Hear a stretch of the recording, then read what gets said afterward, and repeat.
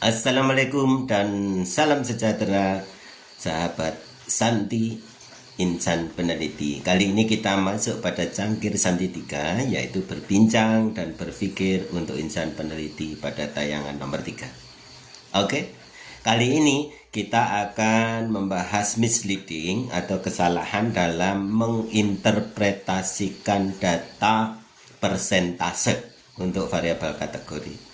Kita ketahui bahwa sering peneliti itu meneliti variabel kategorik yang nanti disajikan dalam bentuk persentase. Nah, mari kita lihat contoh misleading yang sering terjadi. Saat meneliti variabel kategori, kita harus perhatikan apakah variabel itu memiliki kategori yang sifatnya seimbang seperti nomor 1.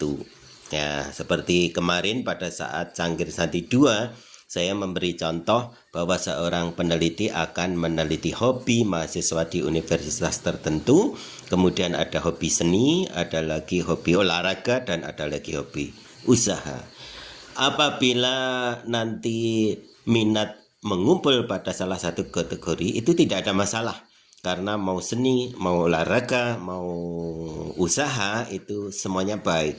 Jadi kita cukup melihat proporsi yang paling besar, misalnya ini 49%. Dengan demikian peneliti bisa atau boleh mengatakan bahwa hobi yang paling diminati oleh mahasiswa universitas tertentu tadi adalah seni, yaitu dengan proporsi 49%. Tapi hati-hati pada tabel yang merah ketika kita menghadapi sebuah variabel kategorik yang kategorinya itu salah satu adalah diharapkan dan salah satu tidak diharapkan. Sebagai contoh, di sini adalah variabel kejadian anemia. Secara umum, peneliti atau siapa saja itu akan berharap bahwa yang terjadi adalah normal, kategori normal. Sedangkan kategori anemia ini lebih dihindari atau tidak diinginkan. Yang normal ini yang diinginkan. Dalam hal ini, para peneliti sering terjebak atau pada posisi misleading, menampilkan proporsi yang besar sehingga seolah-olah ini menjadi catatan penting bagi peneliti dengan mengatakan bahwa kejadian anemia didominasi oleh kondisi normal. Nah, seolah-olah ini kan positif. Nah, ini tidak tepat. Yang tepat, jika salah satu kategori itu tidak diinginkan oleh banyak pihak secara normatif, maka yang dibaca seharusnya adalah kondisi yang tidak diinginkan tadi. Sehingga membacanya seharusnya adalah kejadian anemia pada remaja putri di SMA tertentu adalah masih cukup besar, yaitu 33%. Kenapa?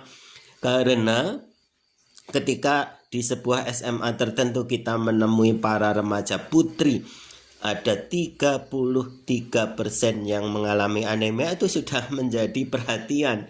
Ini sudah menjadi masalah. Jadi yuk kita biasakan apabila variabel kategorik ada salah satu kategori yang tidak diinginkan, maka fokus perhatian yang akan kita tafsirkan justru kategori yang tidak kita inginkan tadi. Saya ulang, kejadian anemia, nah ini kan anemia pada kelompok remaja putri di SMA tertentu masih tinggi, yaitu 33,3%. Contoh lain mungkin kejadian stunting katakanlah. Yang mengalami stunting hanya 16%. Kemudian yang tidak stunting ya adalah 84%. Maka jangan sampai kita mengatakan sebagian besar anak-anak di desa A tidak mengalami stunting 84%. Nah, seolah-olah tidak terjadi apa-apa. Padahal angka stunting 16% ini sudah menjadi masalah yang serius. Jadi membacanya adalah kejadian stunting di desa A masih tinggi, yaitu 16%. Kira-kira seperti itu.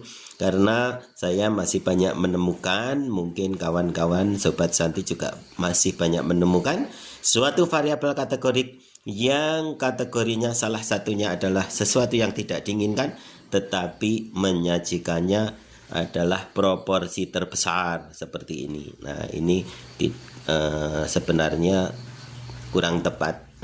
Yuk kita kembali ke interpretasi yang tepat untuk variabel kategorik yang salah satu kategorinya adalah sesuatu yang tidak diinginkan. Itulah yang jadi pokok perhatian.